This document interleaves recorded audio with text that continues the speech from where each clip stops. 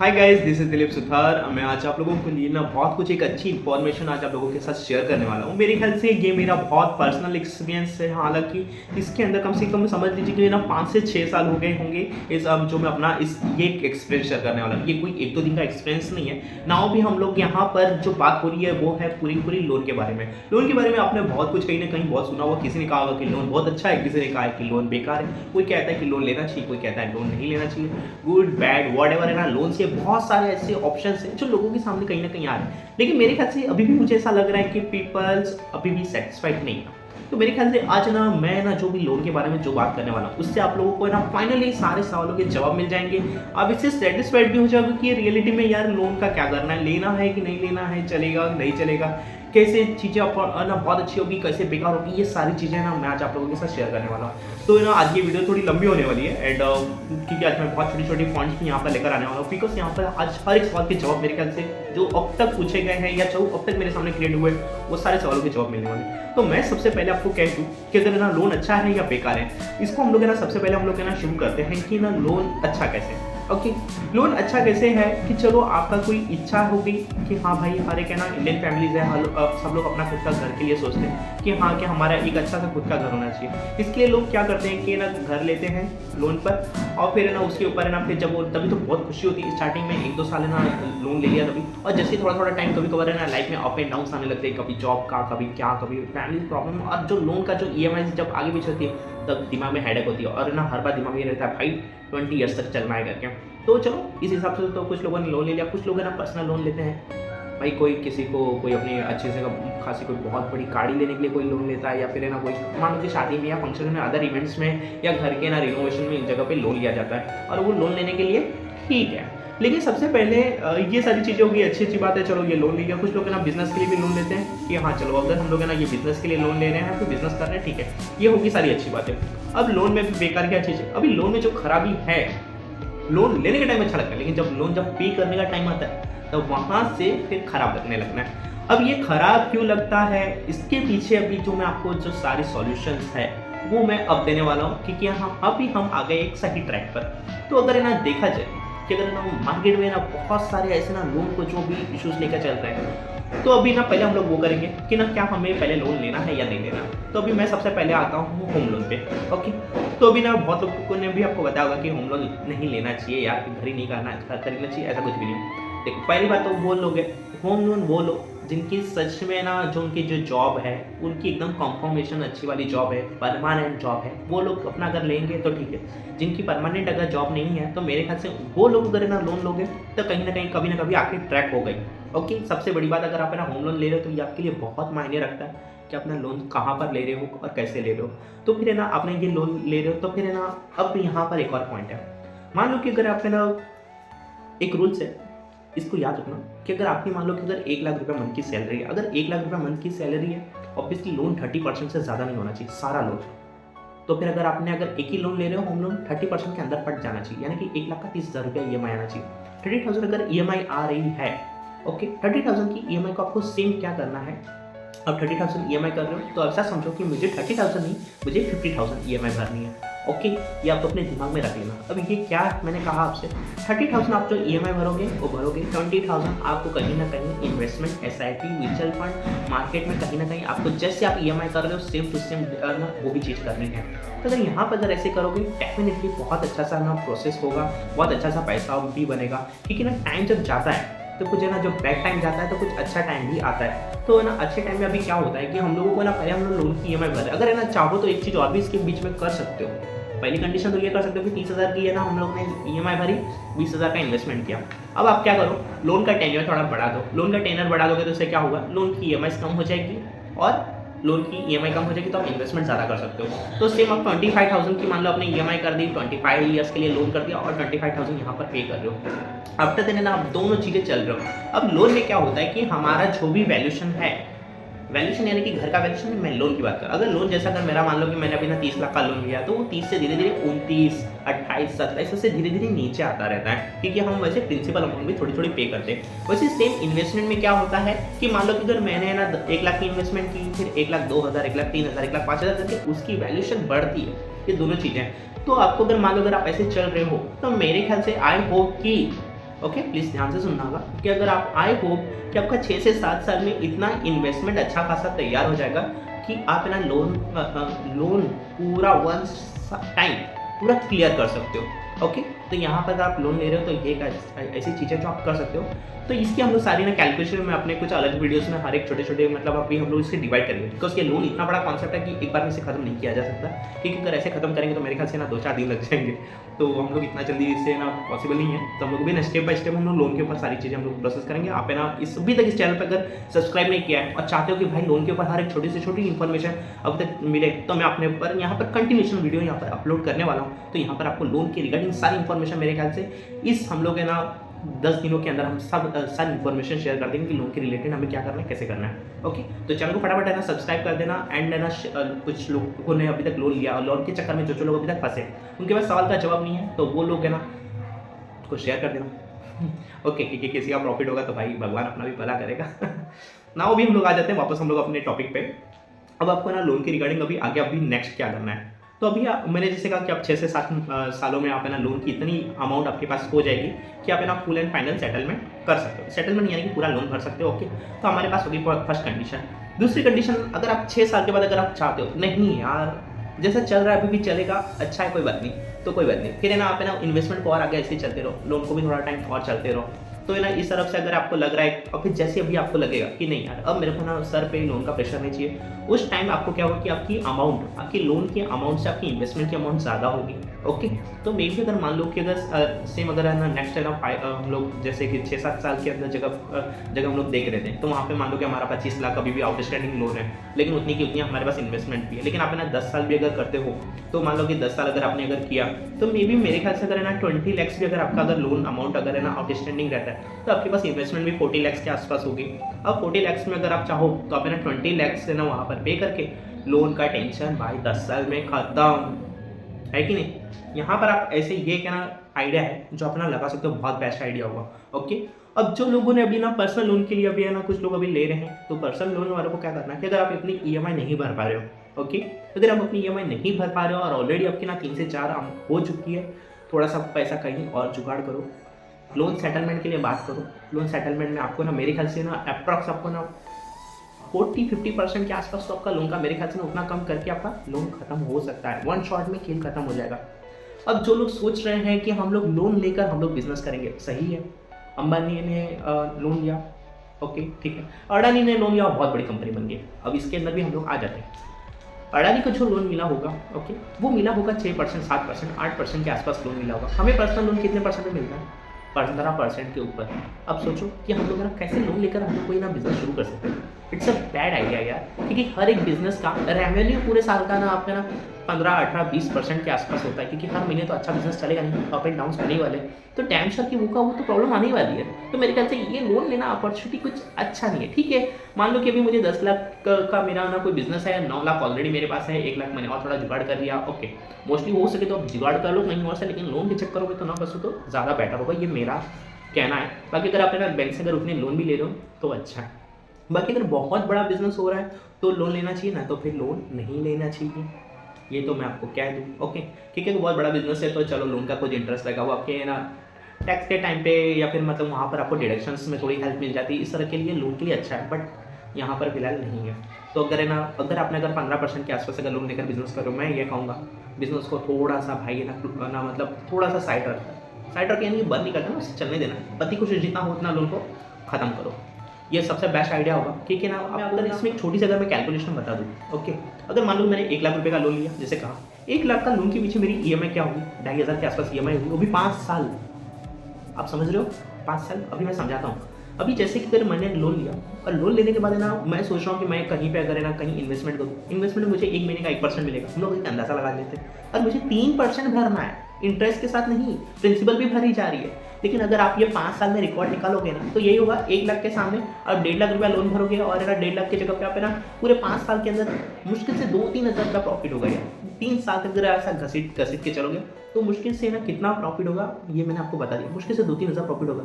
3 हज़ार के प्रॉफिट के लिए 5 साल का टेंशन क्यों लेना है। अगर मेरी बात से आप एग्री हो कर रहे हो तो वीडियो को लाइक करना, और है ना कमेंट कर देना कि अगर आप एग्री नहीं हो तो कमेंट करना भाई मैं एग्री नहीं हूँ आपकी बात से। तो मैं आपको ये पहले समझा दे रहा हूँ, अगर ये लोन अगर आप 1 लाख की जगह अगर आप 10 लाख तक भी अगर लोन लेते हो ना, तो पूरे 5 साल में 3000 मल्टीप्लिकेशन 10, 30,000 रुपया, 30,000 रुपया 5 साल में 30,000 कमाओगे क्या यार? अगर इसके लिए लोन ले रहे थे बिजनेस में, नहीं ना, तो फिर है ना, फिर लोन लेने का क्या मीनिंग निकला? कोई मीनिंग मेरे ख्याल से तो नहीं निकला। अगर आप लोगों को लग रहा है कि अगर है ना, होंगे बहुत सारे लोग इस पार्ट पे होंगे जो 1 महीने में पैसे डबल भी करते होंगे तो वो लोगों का तो हम लोग क्या बोल सकते हैं। तो अगर आप ऐसा कोई अगर स्कीम के अंदर अगर आ रहे हो या फिर कोई अच्छा कोई प्लान बना रहा है और ऐसा सब कुछ, मेरे ख्याल टोटल बकवास प्लान है, तो आप इसके अंदर मत पड़ना। तो ये लोन के लिए बहुत एक बेस्ट ऑप्शन है। तो ना पर्सनल लोन और बिजनेस लोन के बारे में हम लोग ने अच्छे से बात कर ली।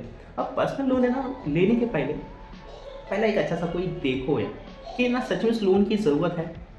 ज़रूरत मतलब बहुत ज़्यादा ज़रूरत कि भाई अब कहीं से पैसे नहीं मिल पा रहे हैं, जितना जुगाड़ लगाना था लगा लिया, अब नहीं मिल पा रहा तो बैंक के पास जाओ, नहीं तो जाने की ज़रूरत नहीं है। कोई बात नहीं, घर का रिनोवेशन करना है, क्या करना है भाई, 1.5 से 2 लाख रुपया आपके पास है ना, मतलब ऐसे फालतू में पड़ा है कि हाँ चलो यार मैं बैंक वाले को दे दूँगा, मेरा भाई मेरे को टेंशन नहीं। लोन वो लोग लेंगे जिनको रियलिटी में ज़रूरत है।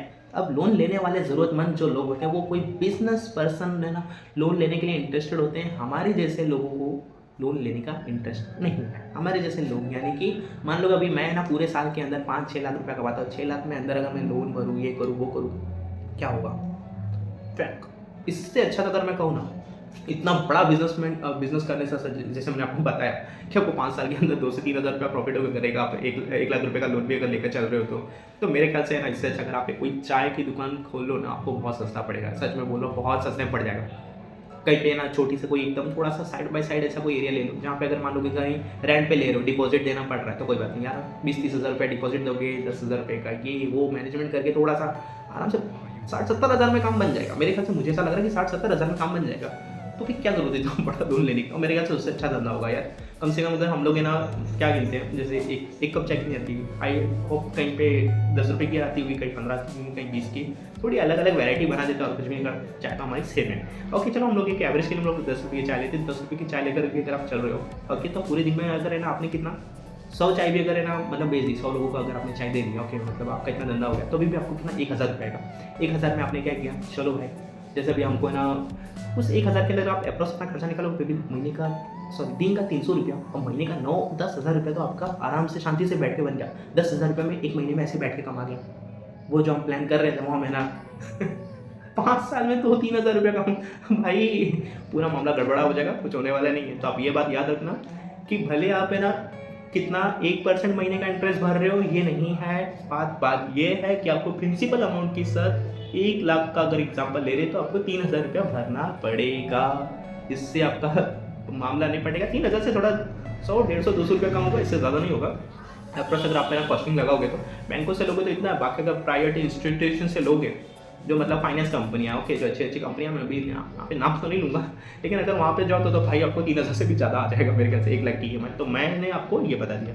तो भी आपको क्या याद रखना है कि हाँ, अगर आपको कहीं भी एक महीने का 7-8% रियलिटी में आपका प्रॉफिट हो रहा है तो आप है ना इसके लिए ट्राई करना, लेकिन महीने का 8% मेरा प्रॉफिट होना चाहिए। अगर 8,000 रुपये मेरा प्रॉफिट नहीं हुआ, सॉरी मेरा 8% प्रॉफिट नहीं हुआ, तो मतलब कल्याण है भाई मेरा कुछ नहीं हो सकता। उल्टा प्रेशर्स में आओगे कि यार 5 साल तक लोन चल रहा है, EMI भरनी है। स्टार्ट में बहुत अच्छा लगता है, फर्स्ट टाइम पे मज़ा आता है, भाई लोन मिला, दिल खुश, पार्टी।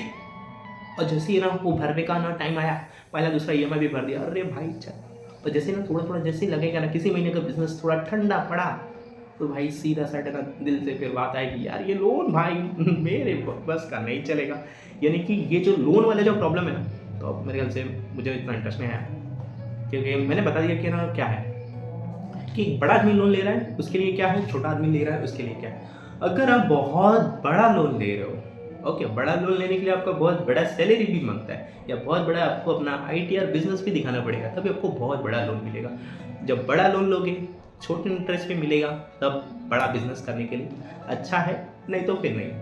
और अगर एक और बात, अगर आपको लोन लेना है, बिजनेस ही करना है, तो यार ना स्टार्ट में कुछ टाइम के लिए कोई पार्टनर बना लो यार, कम से कम 2 लोग मिलकर काम करोगे ज़्यादा अच्छा होगा। मान लो किसी दिन एक की तबीयत खराब हुई तो कोई दूसरा आके मतलब उस दिन ना बिजनेस को मैनेज कर लेगा। 2 लोग रहोगे यानी कि ना आदमी को सैलरी नहीं देनी पड़ेगी, दोनों जन खुश होगे, दोनों जन अपने काम में खुश होगे। 2 से जगह 3, 4, 5, बस इतने लोग ज़्यादा है। 5 लोग काफ़ी, लेकिन 5 लोगों के लिए बहुत बड़ा बिजनेस हो तो ठीक है ना, तो 2 लोगों में ही काम पड़ जाएगा मेरे ख्याल से। और क्या, लाख रुपये की जरूरत है किसी बिजनेस करने की, 50,000 आप निकाल लो, 50,000 वो निकाल लेगा, हो गया काम, चल जाएगा धंधा। और एक और बात, धंधे पे अभी है ना हम लोग जो बात कर रहे हैं कि हाँ हमको ना रियलिटी में भी ना क्या चीज़ें कैसी करनी थी कैसी नहीं, ये तो मैंने आप लोगों के सामने शेयर कर दिया। अब आ जाते हैं कि हम लोगों ना लोन में हम लोग कहाँ एक अटक रहे हैं।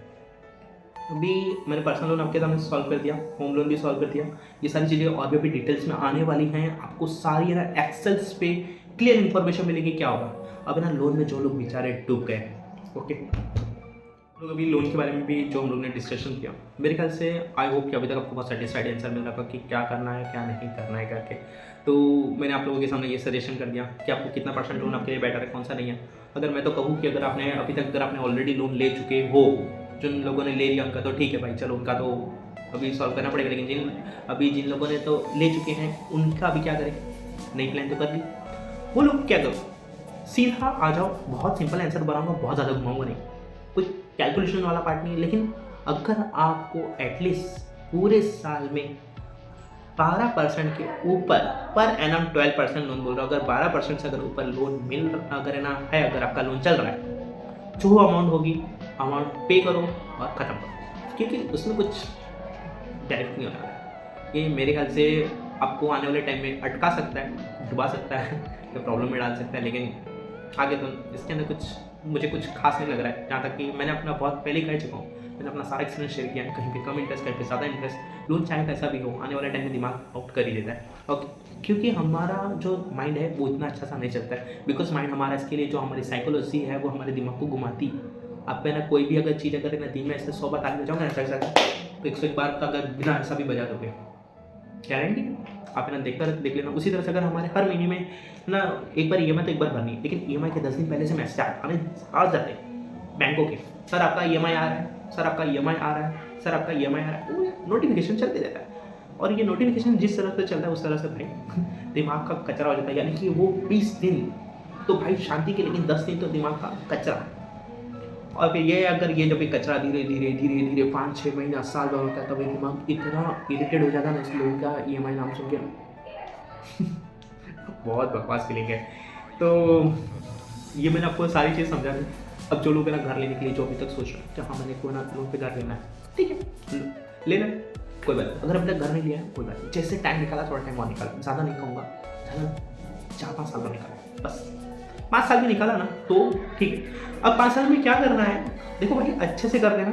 घर लेने के लिए कितना ऐसा मोस्टली ऐसा स्कीम होता है कि 10% पे कर दो, 90% बैंक फाइनेंस कर देगी, या 20% पे कर दो भाई 80% बैंक फाइनेंस कर देगी। ये स्कीम चलती रहती है, राइट है। मान लो अगर आपको कितना, अभी हम लोग नॉर्मल बात करेंगे, ज़्यादा नहीं बड़ी हम लोग अभी जैसे कितना आज के डेट में 50 लाख के आसपास में फ्लैट मिल जाएगा, नॉर्मल मतलब अच्छी सिटी में तो नहीं मिलेगा, लेकिन थोड़ी साइड बाई साइड 50 लाख में आपने एक फ्लैट ले लिया, सॉरी ले नहीं लिया, प्लान किया आपने, क्या हाँ चलो 50 लाख के आसपास का प्राइस है, 10% भरना है, 5% आपको पहले देना है, यानी कि सॉरी 10% देना है, यानी 5 लाख रुपये आपको तुरंत पे करना है। GST रजिस्ट्रेशन स्टैम्प ड्यूटी करके 5 से वो 8 लाख रुपया पहुंचाएगा, समझ रहे हो। वही सेम चीज़ अगर आपको 20 अगर है ना % पे करना पड़ेगा तो 10 लाख रुपये 20%, और फिर वही GST ये वो पगला निकाल करके 12 से 13 लाख रुपया।